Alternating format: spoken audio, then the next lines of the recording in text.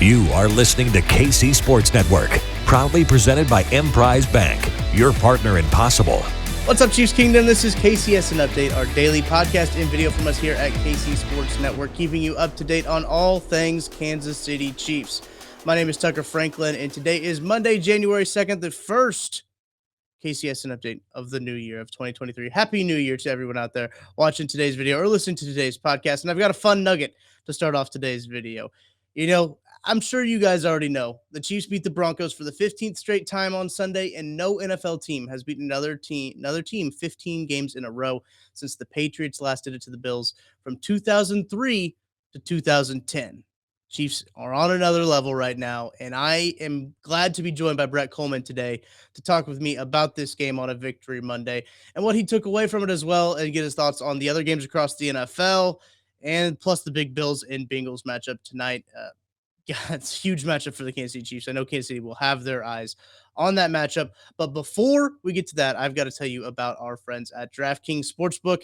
And we're talking college football, the fans, the tradition, the glory. There's nothing more thrilling than college football. And it all comes down to the national championship game happening on Monday. My go-to for betting is DraftKings Sportsbook, one of America's top-rated sportsbook apps. It's incredible. Look at the national championship. If you know me, you know I'm riding with the Horned Frogs. Gotta love that story of TCU. And right now, new customers can bet just $5 on college football and win and get $200 in free bets instantly, win or lose. Incredible deal. Plus, everyone can combine multiple bets for bigger payout with DraftKings same-game parlays. Love the same-game parlays. Love the app. So great, so user-friendly. Make sure to go check it out. This is what you got to do to get this deal. You got to download the DraftKings Sportsbook app now. Use code KCSN. New customers bet just $5 on college football and instantly get $200 in free bets instantly.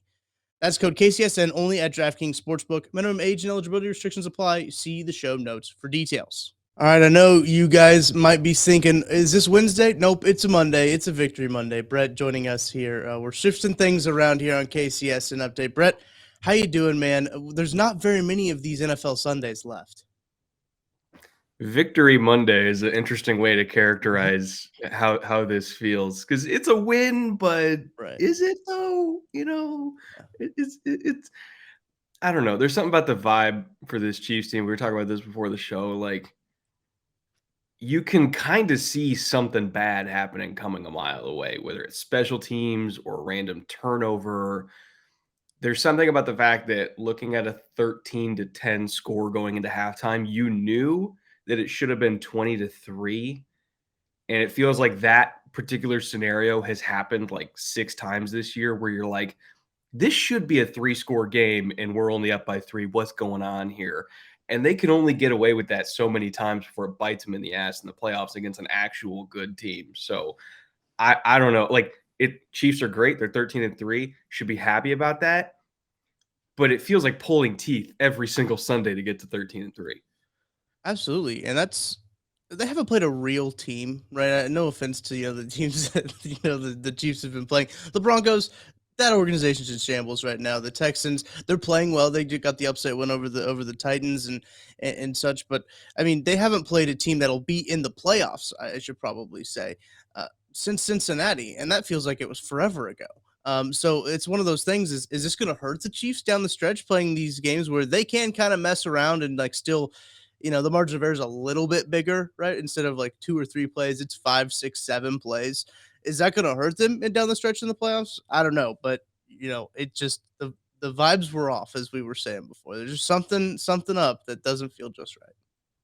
And every time they play against one of those other AFC playoff teams, like, they barely survived the Chargers twice, barely, and they were beat up.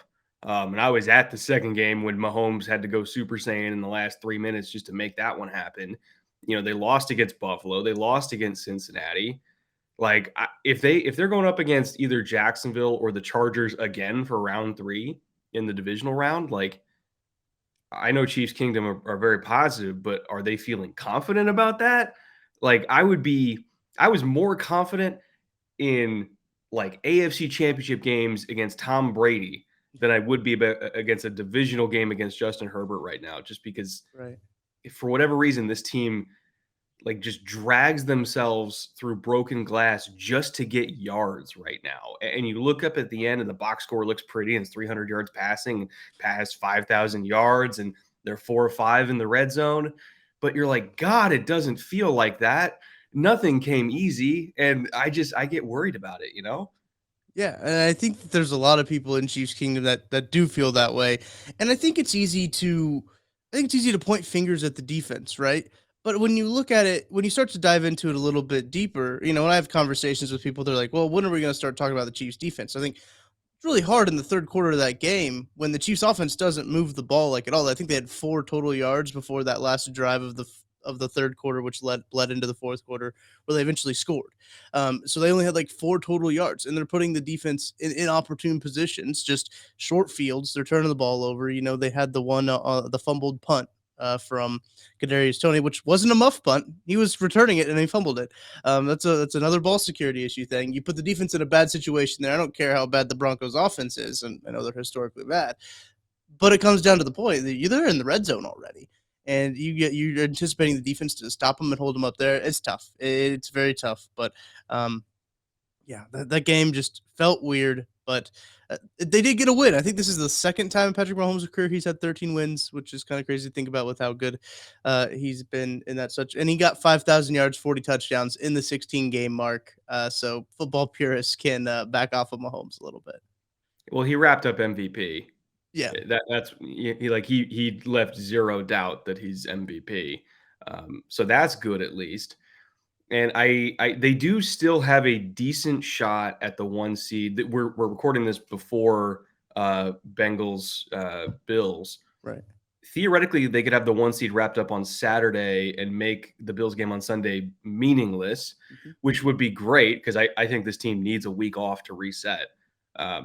If they have to go play the week after in the wild card round where they're hosting, God, well, let's see.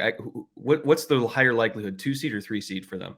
It would be the 2 seed. I think if they win out and Buffalo wins out, it's the 2 seed.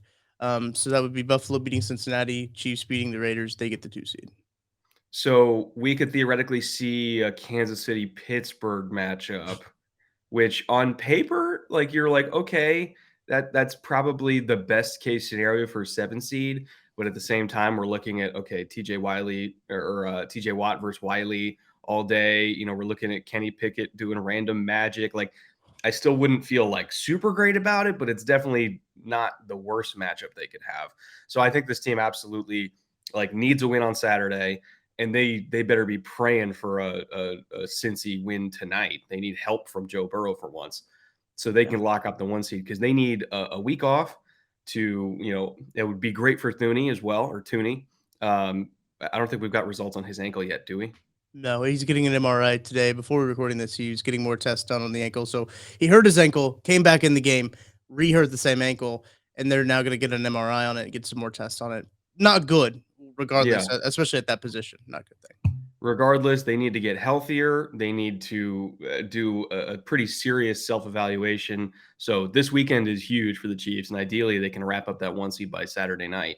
I will say, a little bit off topic, from a schematic perspective, the thing that Denver does that was slowing Kansas City down, unfortunately for them, multiple other teams that are going to be in the AFC playoffs do very similar things in terms of, okay, we're going to play either cover 3 or quarter half on early downs. We're going, which is, cover 3, typical, you're going to have loaded box. Everybody's flying downfield, playing the run. Not that the Chiefs are amazing at run blocking to begin with, but they really want to put you into that 2nd and 8 territory. So if we can get an incompletion on 2nd and 8, now it's 3rd and 8. Now we can put a tent over the top of the defense and really like force you to, get your first downs 5 yards at a time. And so, playing that kind of either cover 3 or as a bunch check, quarter half on first down, make you earn every yard to get to 3rd and 5, which is then they play a lot of man coverage there and they dare the Chiefs receivers to beat them. And other than Travis Kelce, nobody has really been able to. There are other teams in the AFC playoffs that play very similar to that. The Chargers are one of them. The Chargers have historically given KC problems over the last couple of years. Cincinnati is similar, but not exactly the same. They kind of swap out a lot of the quarter half stuff for just straight up playing cover two, which in itself presents its own issues for Kansas City because cover two at times has been a little problematic for them. Weirdly, it's like they'll have the right call and then just miss it somehow. So that's a matchup that I think can be a little problematic for them. Slightly different, but similar principle. And then, ironically, the Raiders also play a similar style of defense. They're not as good at it because they don't have the right talent. But it's a lot of cover three on early downs. We're going to force you into, third and medium. And then they play the fourth most man coverage on third down in the entire league. Oh, wow. Which people don't realize, but they do. Like they put their DBs on islands and they take chances. And it's not necessarily, all pressures and like they're not leaving them completely on islands. Like they're going to be like inside zone drop or like, linebackers are going to be playing zone holes over the middle to give, a quasi double against Travis Kelce, all that kind of stuff. But they do basically say if you're going to get free yards on us on third down, it's going to be outside the numbers, probably 10 plus yards down the field. How confident are Chiefs fans right now that Mahomes is going to be able to pull out 5, 6 of those throws just to be able to win on those third downs? Obviously, he can do it, but they're going to force him to make those kind of plays on third downs. And I mean, God, the Raiders hung tough this week. They hung really tough this week. And I think that they're going to try to give it their all against Kansas City as well to play spoiler here. So, from a systematic perspective in terms of how the defense is structured and how they like to play, it's not as easy a matchup as maybe some people would think. And I think that this game is going to be tougher than people would think. If the Chiefs get the 1 seed, it will be well earned, believe me. I want to go back to kind of the Broncos defense schematically, and you said that there's a lot of teams in the AFC that run that defense. Why does that work so well against the Chiefs? How come? Why has that been the defense that the teams have kind of gone? Well, we've seen the too high stuff. Why is this now the quarter half stuff? The stuff that's now hurting Mahomes. They have been frustratingly unable or unwilling to run defenses out of it. We saw a lot of quarter half in front of tight front. So we're looking at 4-eye, nose, 4-eye, 2 edges on the outside. And they're basically saying, like, if you're going to get us out of this, you have to run us out of this front. And they haven't been able to, they call a lot of outside zone against it, which like that's a front that's pretty good against outside zone. I would like to see them call more counter. I'd like to see them call like some G lead, power, like anything in that gap scheme family tree. Cause that is typically how you're going to get people out of tight front is you're going to use those double teams and wash those 4 eyes down and get an extra blocker and kind of create a new gap on the fly.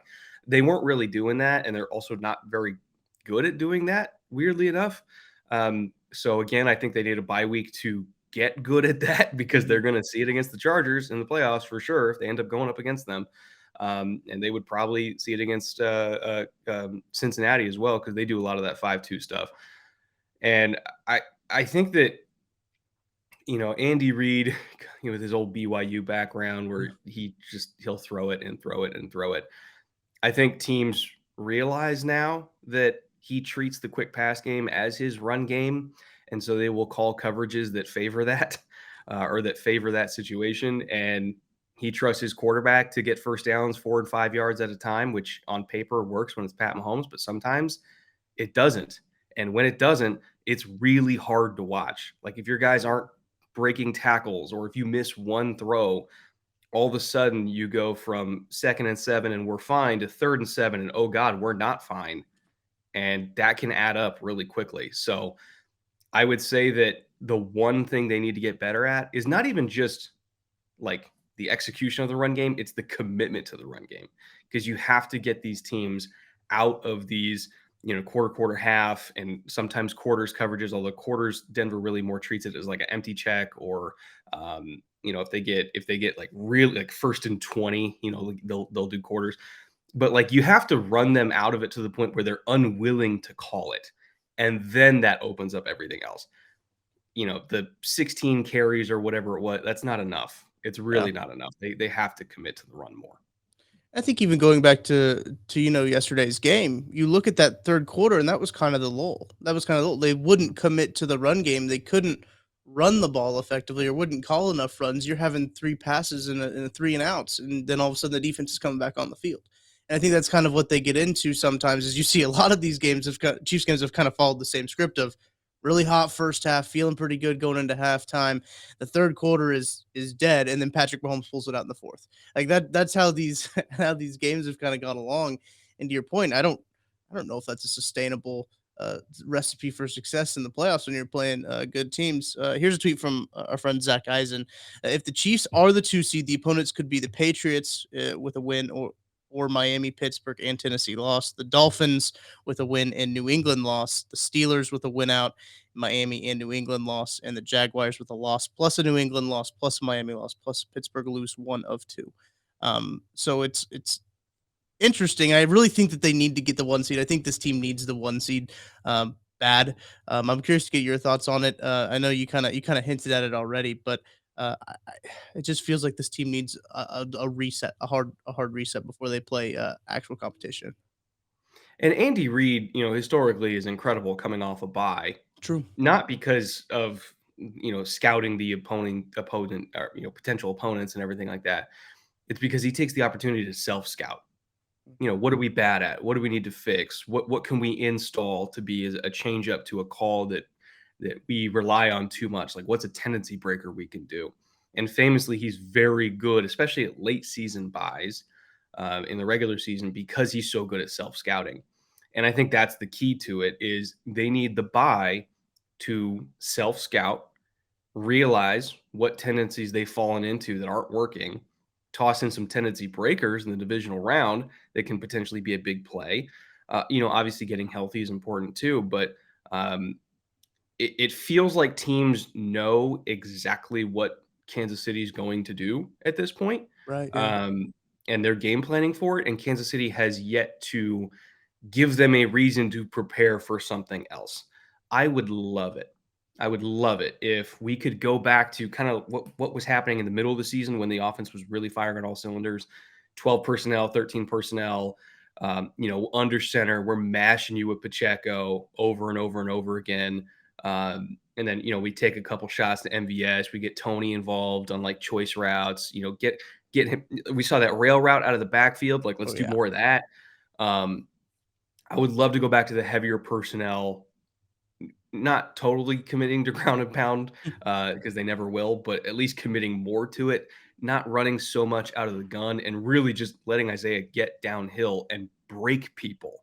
That's when I felt like this offense was at its best, was when Pacheco was kind of like mashing up the potatoes and then Mahomes would bring over a steak every now and then. Like that's what works here. Absolutely. And I think that's a great analogy to look at. And when you think about it, those 12 and 13 personnel, they're so versatile for the Chiefs because they have these tight ends. So Jody Fortson, well, he's on the injured reserve now, but Blake Bell's now come back. You got guys that can do a bunch of different stuff. Noah Gray's running like the tunnel route on one play. You got Travis Kelsey running a deep over, and you got, in motion, you had Jody Fortson on one play. So it's like you can do so much in these 12 and 13 personnels that you can window dress these, you could window dress a run play pretty well to disguise just a downhill Isaiah Pacheco run, or you could do something crazy in the pass game, because we know Andy Reid likes to do that with all those guys out there. So I do think those 12, those 13 personnels, Blake Bell getting back in the game, seeing him healthy, scoring a touchdown. Our friend Jordan Foote put down some money on an anytime touchdown score for Blake Bell in his first game back, so he's feeling pretty good. Plus 1,700 on that one. So Cash it. yeah, I love the foresight on that one, to put that down. But no, I do like that idea. We talk about this every year, right? It seems like we always talk about the Chiefs need to run the ball. They need to get more in the run game going. And we know Andy Reid and how he does it with those short games, the RPOs that became the run game for a little bit, just these quick slants and stuff like that. Brett, I'm curious too. You watched some of this wide receiver play from the last couple of weeks. Juju was kind of taken out of this game. Didn't see much from Juju. Justin Watson had a few drops the week before. MVS seems hit or miss at best. What are kind of your thoughts going down the stretch with the wide receiver play and kind of how it's trending? Tony's wide receiver one to me, at least he should be. He's the best of the group, the most talented of the group, the most versatile of the group. You can line him up everywhere. Like you can do some of the stuff they used to do with Reek. With him, obviously, it's not this, like nobody's Tyreek, but like you can do similar stuff. I think that he can be a get out of jail free card for you if you give him the ball in space on like a 3rd and 7. You can do the same thing on 1st and 10 if we just need to get the offense going. Like just give it to him in the flat with blockers out in front, let him get 7 yards.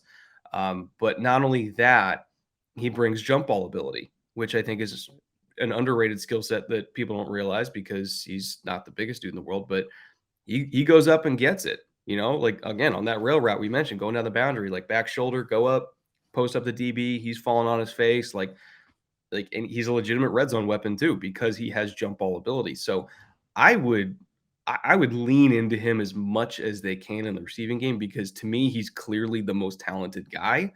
You know, Juju I think can be your 3rd and 5 machine. Watson, I'm not over it, but I'm kind of over it, you know. Right. Yeah. And then you got Travis, who's good for a couple big plays a game at minimum, and every now and then he can have a typical Kelsey 8 catch, 100-something yard game. But in terms of just like the pure wide receiving core, Tony's it to me. Like he's the guy they should be targeting as much as humanly possible, and I really hope they do, especially if they get a bye. Install more stuff for him over that bye week, please. For the love of God, do it because he's the playmaker. I think for me personally, when we talked about this Kadarius Toney trade, we had a live show, instant reactions from it. I was like, okay, yeah, this is a good move for the future. Like, I don't know how much we'll see Kadarius Toney on the field this year. Just kind of thinking about going ahead because they've got team control on him and everything like that. I don't know if I didn't. I should say I didn't know that they were going to. I didn't anticipate him to be such a big role in this offense this year. Have you been surprised by his input in this Chiefs offense? Not necessarily because I knew what the receiving core looked like before he got there, and Fair. they made that trade for a reason, you know, to say it as diplomatically as I possibly can. As soon as he got in that locker room, I was like, well, he's already the most talented guy there, so they better find a way to use him. You know, you got what is it, 15 weeks left in the season at that point. Mhm. It's like that's almost a full regular season. So find a way, guys, and they have. So credit to them. Absolutely. Good move by Brett Veach on that part. Offensive line really been holding up pretty good. And the Chiefs this year, too, I know we talked about health. They've been relatively healthy for a lot of this year, healthier than most teams. They still haven't got McCole Hardman back. That'll be interesting to see when he comes back. He was scheduled to come back to be activated, but he had a setback on last Wednesday's practice. So that's never good. He's been on the injured reserve for quite some time now. But Brett, I think we would be remiss if we came together here on this KCSN update and didn't talk about quite possibly the biggest game in Kansas City. I think more Chiefs fans were more interested in this game tonight than they were Mhm. against the Chiefs games against the Broncos, because the Bills travel to Cincinnati to take on the Bengals. That's a big one, man. It's going to be a big game. Yeah, and the good news for the Chiefs is I actually think Cincy's going to win this game. Obviously, you can't discount Josh Allen being Josh Allen because he is. Again, I understand the audience here. He is one of the most talented quarterbacks in NFL history. I won't put him above Mahomes, but by God, he's close. He's up there. And so you can't discount him completely taking over the game Right. and scoring in less than a minute when his team absolutely needs him to. And Stephon Diggs going out doing Stephon Diggs stuff, and Gabe Davis ripping off an 80-yarder that makes absolutely zero sense. Like that's what the Bills do: is they strike quick and they hit you with a flurry, and it's very Chiefs-ish, where it Mhm. can go from fine to not fine real quick against them. But that being said, I feel like the Bengals are the more complete team, especially since DJ Reader's come back. Their run defense has been phenomenal. They can play nickel all day and still stop the run because they have DJ Reader. So they're really fast on defense because they have nickels that also tackle really well and blitz really well. Like I think they play their defense the way that Kansas City wants to play their defense, but since Yeah. he's just better at it, um, so it's a tough group, man. It's a tough group to crack. And if the Bills do get a flurry of points tonight, it will be well earned. It's a very, very stingy secondary, really good tackling linebacking core. Defensive line is tough to block. And then on offense, like I don't think the Bills corners can handle the Bengals receivers like at all. It's weirdly been kind of a weakness for them this year, is especially like outside corner, going up against like big physical guys. Like they have not handled that type of assignment well this year. And there's two of the best in the entire league that are on that Bengals squad. So I would expect it to be bombs away from Joe Burrow, probably bombs away from Josh Allen. Whatever the over under is, I'm betting the over. I don't even care what the number is. And I expect a pretty good game with a very narrow Bengals win. And that will open the door for Kansas City to maybe get a bye here. They still got to take care of business themselves, as you mentioned, with the now 2:30 kickoff on Saturday against the it might be 2:30 Eastern, but that's the time Weird that I saw time. is very weird time for that game to be kicking off on Huh. Saturday, nonetheless. Too, it's also on ESPN, so you're not going to be able to find it on your satellite antenna. You're gonna have to go to your watch ESPN app or whatever. So very interesting programming from the NFL on that one. Also, side Yeah, note, go ahead. just some people this might apply to. You get a VPN, and then you go to the Euro version of NFL Game Pass because the European version actually works. And it's probably super cheap at this point, but you can live stream every NFL game. Like you don't even need like Sunday Ticket. You just get like NordVPN or something like that. I don't even know if you guys have a VPN sponsor. And then you Okay. go on the European version of Game Pass, which will always be perfect because the NFL demands that it be perfect for like the bases overseas. Mhm. Like that product will always work. And so you get that. You can watch every game live, playoff games, preseason, all that stuff. Like that's what I do every week. So if you're struggling to find where to watch this one, just do that. I think I saw a commercial that it's NFL Plus now is what they're calling it. That's now $24.99 for the rest of the year or something like that. But It's um, not as reliable as the European Game Pass, gotcha. to There say you the go. least. So Yeah. it's probably this close to the same price, I would assume, if you're getting just the rest of the year. But looking at some of the lines from DraftKings here, the Buffalo Cincinnati over under set at 49. I think that's wildly low. I would hit the over as well on that. It's supposed to be weather. I don't know why it would be that low. That's huh. Like what kind of like gale force winds? I don't know. It is on the river in I know there's Cincinnati. fog. I didn't think there was like a crazy storm or anything. Don't mind me googling Cincinnati weather right now just to see what's going on. Yeah, it doesn't seem like it's going to be. It's going to be the lowest 56 today in Cincinnati of Ohio. So Yeah, no, with these quarterbacks, I'd be stunned if we hit the under on that. yeah, um, interesting. That is a 2:30 kickoff Central Time, by the way, for the Chiefs and the Raiders. The Chiefs are favored by 9.5 points. That over under set at 50.5. I don't know what is going on at DraftKings. With Jarrett Stidham? Yeah. Well, he played well, but I don't think he played I 50 know, and a but half come points on well. now. Yeah. Listen, run don't walk on Okay. DraftKings for that line. That's a weird one. That's a really weird one. So, yeah, looking ahead, Brett, you kind of already talked about the Raiders a little bit. Jared Stidham, does he send a jolt into this team? They look like that they had a little bit of fight against the Niners. Do they kind of fight for Josh McDaniels, who made a very bizarre maybe coaching decision, and then I think Derek Carr's decision to walk away so he didn't be a distraction was almost a bigger distraction. Nonetheless, lots of weird things happen in Las Vegas, and lots of weird things happen in the AFC West overall. But this was supposed to be a division this year that was going to be the best division in the AFC. Little did we know about the AFC East. They turned out being just a juggernaut. You got the Jets fighting for a playoff spot in Week 16. Who would have thought that? But thoughts on the Raiders? They did play well, and the Niners are a juggernaut, and they hung tough with them pretty well. Yeah. And Jared Stidham also exceeded my expectations, but do I expect them to, you know, I would imagine the over under for that one is when you take in a 9.5 spread, it means they think the Chiefs are just going to blow them out, and they'll hit the over just on Kansas City Yeah. offensive output, I guess. And I would say the line is fair. The over under is a little rich for me. I agree. But I do acknowledge the Raiders hung tough with them. Stidham played well. I'm going off of my memory of Stidham in the past, Mm-hmm. and I do not see the Raiders keeping this one close. I would bet on Kansas City to clear 9.5 personally. Now, unless he magically changed this year, sitting on the bench and being coached by Josh, I don't know, but just going off available information, I would probably say Kansas City wins by like 14. Stidham was there in New England, right, when He Josh was, McDaniels was there, right? but So this he isn't wasn't like a new. Right, he didn't play well at all. right.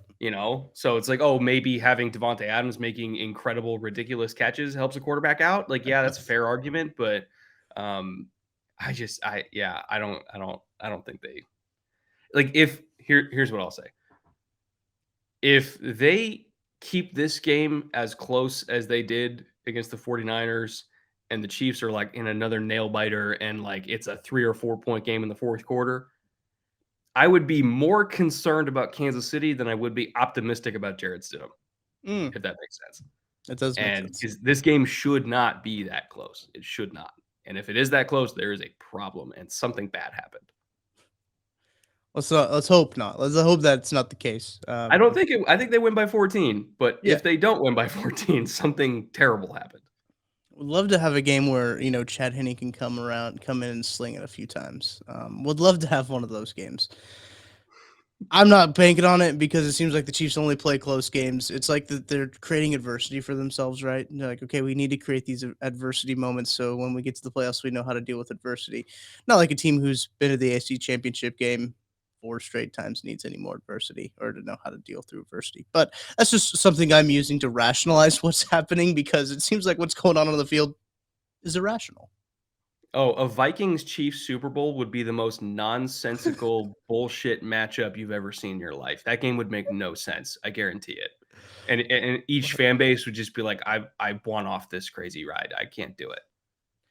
The Vikings Packers game on Sunday night or Sunday afternoon, I guess it was. Insane. Like I don't It was horrible. it's just, I can't imagine being a Vikings fan. I think it's kind of the Midwest equivalent to being a Chiefs fan, probably. Um, we'll see. Let us know in the comments below what the Midwest equivalent of an NFC Chiefs fan would be. Um, Curious to know your thoughts. But Brett, thank you for hopping on, joining us here on a Monday rather than your usual Wednesday. What are you working on for this week? I think I might be doing an episode. Well, because I'm waiting for Jalen Hurts to come back so I can do a Jalen Right. Hurts episode. I was about to do it, and then he got hurt, of course. But so I think I might be doing one on Brian Dable and kind of giving him his Oh, flowers. Because I don't know if you pay much attention to the Giants, but you look at that Giants roster back in August. If you said they'd have a playoff spot locked up with 1 week to go, I would have said you were insane. And here we are. yeah. They're in the playoffs. They're in the show. And they're not even that hard or that easy of a team to beat. Like they're actually kind of a tough out too. So they didn't back their way into a playoff spot. They earned it. Like they kicked the shit out of the Colts this week, Oh, yeah. who, as Chiefs fans know, can sometimes be a little difficult to beat. Wink, wink. So yeah, like I kind of want to give Brian Dable his flowers. Whether he's going to win Coach of the Year, I don't know because there's a lot of really good candidates out there. Mm. I would even say Andy Reid's one of them. Looking at the state of the Chiefs going into this year and pulling out 13, maybe 14 wins and a 1 seed after all the preseason narratives about how everything was done and the reign was over and all that, potentially being the best they've ever been. I think Andy's a candidate as well. But specifically, I'm going to hit on Dable and how somehow the fighting New York Giants are in the postseason.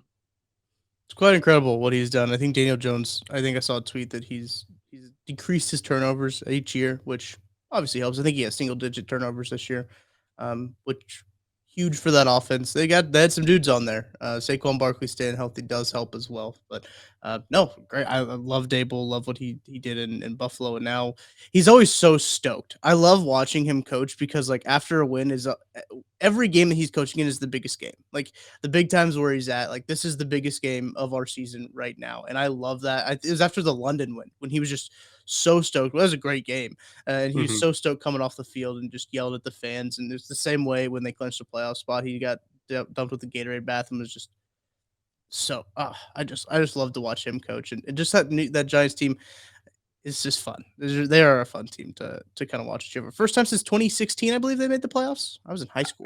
At least, because like after the That Super was Bowl run in Odell, yeah. 2011, they were straight up bad for like a decade. That was the boat picture year, wasn't it?